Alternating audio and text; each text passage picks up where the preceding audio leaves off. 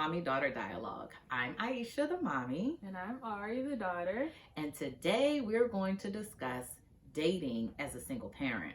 This episode is for all you moms and dads out there with kids who are on the dating scene. I will say that I am no longer a single mom. I am a very happily married mom, but I remember what it's like so well. Ari remembers what it's like. And so we are going to discuss our top 3 dating tips from the mommy point of view and the daughter point of view. All right, so let's dig in. So my top tip is before you start dating as a single parent, be clear about the relationship with your child's parent. Y'all ain't hear me. Be clear about the relationship with your child's parent. Oftentimes, that relationship is what gets in the way of your joy. So you need to be sure that before you start dating, you are clear on where you stand in that relationship, and the child's other parent is clear about where you stand in that relationship, because that's what we're talking about. We're talking about you. And as long as they're clear about where you stand and you are clear about where you stand, you can then communicate that to other people and be effective in seeking the kind of partner that you really want as a life partner, or just have fun in dating. Whatever you're seeking, you need to be clear about that relationship with both yourself and with your child's parent. Okay. My first tip is make sure you're in a serious relationship before you meet or the significant other meets the child. So, at least from the child's perspective, it seems like if there are a whole bunch of people coming in and out the house, you're meeting a whole bunch of different people, it is confusing maybe for the child. I didn't experience that, and I feel like it was good that I didn't experience a whole bunch of different men in my mom's life and in my life, because the child could get attached to somebody and then y'all break up and then they don't know why. And I just feel like it's a whole bunch of unnecessary emotions and feelings and things that come with having meeting a whole bunch of new people and stuff like that, and seeing your parent intimate with them, a whole bunch of questions. So it's better just to figure out everything on your own, and then once you guys are serious, you really trust that person, you've really gotten to know that person, that you bring them into your child's life. Because once you bring that person into your child's life, it's going to be a whole different situation. Agreed. That's a good one, Ari. Yeah, don't bring them in. Ari did not. There were few people that I introduced her to, and even fewer that I allowed to go beyond introduction. So the introduction was one thing, like, okay, you've gotten to a point of introduction, but have you gotten to a point of like interaction? Because that's also a difference. Like, I might introduce you, but I don't want you interacting with my child. And so those two are different phases of the relationship. So first you got to get to the point of introduction, and then you've got to get to the point of interaction. And very few, I think maybe 2 people made it to the point of complete like interaction with you, and one of them I'm married to. All right, so my second is do the legwork of having personal boundaries with your child before you start dating.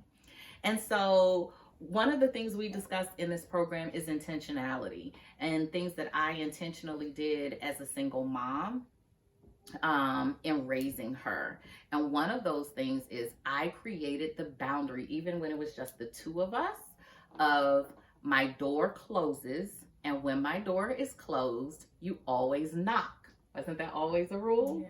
That was always a rule, because I knew at some point I wanted a spouse, I wanted to date, I needed that privacy. And so many people allow their kids to come in and out of their bedrooms, sleep in their bed, come in the bathroom, just have free access. Ari never had like free access to me like that. Like, if there came a time at night where my door was shut, and when my door was shut, you knock. Yeah. I mean, there were those nights, if I had a nightmare, that I would just go in her room, but they weren't every night. No, it wasn't like oh, Mom, I'm going to come here. What you doing, Mom? No, this is my space. So intentionally creating those boundaries even before I started dating. Another boundary was, and we've talked about this on a previous episode, but another boundary was, while I'm off doing me, I don't need to be in contact with her. Mm-hmm. If, those times that she was with her dad or she was with her grandparents, she would spend the whole weekend and I wouldn't talk to her again until I picked her up, because I didn't want her to get in the habit of always talking to me, always knowing where I am, always knowing what I'm doing. She was none the wiser. I'll admit, it was a challenge for me sometimes, but I knew that she was safe. I knew that she was having a good time. And I knew that when I started dating, I wanted that to be one of the boundaries. Like, I didn't want to have to stop my date and be like, oh, let me check in with my kid. Yeah. No, I know she's good. I know she's safe. So that was a boundary for me. Mm-hmm. That's good, Mom. Okay. So my second tip is, once you guys are in, she just talks about the introduction phase and then the interaction phase. So once you guys get into that interactive phase, make sure that the kids develop their own relationship with your significant other, instead of it just being like, oh, that's Mom's boyfriend or that's Dad's girlfriend. Make sure that you get with somebody who knows how to like develop a relationship with kids, or have fun. For me, when Rasheen came into the picture, we went to the movies together because we both enjoyed going to the movies. And my mom, she's not a real big moviegoer, so that was something that we could connect on. It's something that we really enjoy doing together to this day. So just make sure that your significant other just does something, puts in some effort to try to get to know your kid, to try to develop a relationship with your kid. Because I think it's going to be so much easier in the long run, and things will just go smoother. It actually, yes, makes for a smoother transition. I like that you said it's not just Mom's boyfriend. Mm-hmm. Like when the person that you are seriously dating also makes that connection with your child, it becomes like our experience. Yeah. And when I say our experience, I mean even the person that you're dating. Oftentimes, I hear of people being in households where the kid is kind of the outcast, mm-hmm. and that's just not something that I wanted to have. So if I started dating somebody and the introduction phase didn't go well, it was a wrap. Yeah. Like, that's it. Because at the end of the day, you guys are the goal is to be a family. And what family, like, oh, it's sometimes the mom and the dad and the kid be in the room, and it just, no, like, that's kind of dysfunctional. And if the goal isn't to be a family, and this is parent talk right here, right? If the goal isn't to be a family, don't bring them around your kid. Yeah, you can date for fun. I did plenty of dating for fun. But because of boundaries, she didn't know about that. So I had dates for fun. I went out and had a good time, and I knew that was just a good time. My kid she didn't know about. No. Now might be the first time she's finding out about. I'm sure you knew. I don't know. Yeah. But but if it wasn't someone who I was serious about, and the goal was not, let me see if this can work, like, as a family unit, and are we moving toward that? Then there was no interaction. Mm-hmm. None. Introduction, maybe. Interaction, absolutely not. Mm-hmm. Yeah. That's, because, like, I would think that a parent would want their kid to be comfortable to spend time with their significant other one-on-one.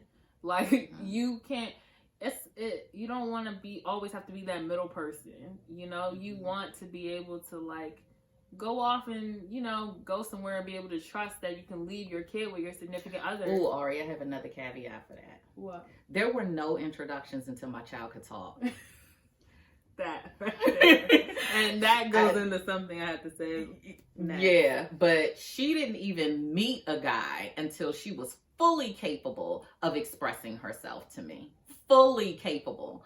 Until we had already discussed feelings and all, and so interaction was off limits until I knew that she could tell me if something wasn't quite right. So that's the caveat in terms of entrusting your kid with somebody. Like, you know, sometimes people pull the wool over our eyes, but our kids, you know, as long as they can articulate to you how they feel around that person and their comfort level, that's the one thing I would say. Don't go leaving your babies with people. Don't do that. No. Yeah. And like I was saying, what about 5 or 6 once you in kindergarten? Yeah, yeah, That's when you exactly. can start. Yeah, because you were introduced to somebody before them, but I never left you alone with him. I never left her alone because I didn't leave her. As a matter of fact, there was one time I left you alone with that person, and she was fully capable of talking by that point. So that's that. Well, this goes right into my number 3, so I'm just gonna spit this one out. Okay. Make sure you listen to your kids. Okay? If your kids tell you that there's something wrong, if your kids tell you they don't like this person, kids have a pretty good intuition. Okay? So important. Please listen to them. Drew wants to be part of this podcast, y'all, so I'm gonna just let him come on up here. Come on, Drew. Okay, go ahead, Ari. Love blinds sometimes, and I'm not speaking from experience, but based off what I've heard, it can blind you sometimes, and your kids are gonna know, and you don't want somebody to be around your kids that they're uncomfortable with. That your child is uncomfortable with. Yeah, like, and they really don't need to have a reason. No. In my opinion, kids don't need to have a reason. If they feel uncomfortable, that's it. Yeah. That is the reason. Yeah. I feel uncomfortable. One of the things that I've always taught you is to trust your gut, trust your instinct, trust that feeling. And so the moment she told me she didn't like somebody, guess who else didn't like them? It was a wrap. I mean, again, we might be able to date and have fun. But there was no potential of it going further than that if her gut told her that this person wasn't the right person. So as much as I trained her to trust her gut, I trust her gut as well, especially as a kid. Especially as a kid. So my number 3, or anything else about that? Go ahead. All right, my number 3. This is a bit controversial, y'all. Your child comes first until you get married. Your child comes first until you get married. So, okay, let me say one thing. I was the type of person that was like, no, I mean, your child's always gonna come first. Even after you get married, your child comes first. But then my mom explained to me. Before I got married, I said to her, do you remember this conversation? No, I feel like you're already married and you said this to me. No, I wasn't already married because I remember the conversation. I was like, Ari, I'm going to get married. And this means there's going to be a little shift in the dynamic. Do you remember the conversation? I remember the conversation. Okay, so you talk about the conversation. I just remember her saying, like, it's always been you and me, and all my decisions that I made were, I was thinking about us and how it would affect us, but now there's an additional person that we have to think about. Am I on the right? You're on the right track. Just say what you remember. And now it's, in order to maintain stability, I guess, or in the household, or maintain a good energy, first you have to make sure it was either you're all right. I think it was you have to be all right. Then you have to make sure Rasheem's all right, because if you're not all right, Rasheem's not going to be all right. And then if you and Rasheem are all right, I'll be all right, or something. You pretty much have it. Okay. So in my perspective, while you're dating, your kid comes first. Your kid gets input. Your child needs to definitely have a say in who you bring into their space. Once you get married, though, and this conversation is about dating, but once you get married, I think you and your husband then look out for the child together, and that's what I was trying to explain to her. Mm-hmm. But anyway, for the purposes of the dating conversation, your kid needs to come first. You need to listen to your child. You need to talk about things with your child, of course, in an age appropriate way. You need to listen to that gut feeling, like we were saying. Do not put these random men and these random women ahead of the needs of your kid. So for dating purposes, your kid needs to come first. So any other ideas or thoughts you have around tips for dating? I would say also just don't tell your kids everything that you're doing. That's on my list too, Ari. Oh my goodness, that's part of the boundaries. And I didn't even share that. I said, don't share everything, and don't make it an expectation that, like, again, that best friend, oh, you're my best friend, I tell you everything. Yeah. No, I don't. You don't even know about my dating life. But go ahead, finish your thought. No, like you hit it on the head. Like, no, just don't. You don't need to tell your kid everything. And like she said, tell it in an age appropriate way. Tell them what they need to know. Like, don't just keep it age appropriate. They really don't need Let to your know kid everything. be a kid, Yeah. man. Talk about your dating escapades with your girlfriends or your guys or, you know, your buddies, whatever. But don't involve your kid in, like... I think, like, you can say things like, well, you know, I'm dating or I'm meeting new people. But that's really where the conversation ends. Like, I know kids ask a lot of questions like, who are you dating? Where are you going? And what's the appropriate response, you think, to that? I think you could just say, I'm just going out having fun. What are things that you do to have fun? I'm doing things that I like to do to have fun. Yeah, I agree. I'm going out and I'm having a good time. Yeah. I'll see you later. Just like you like to, you know, go to the roller skating rink. Well, I like to do whatever. It is. Yeah. I like to have fun too, you know? Yeah.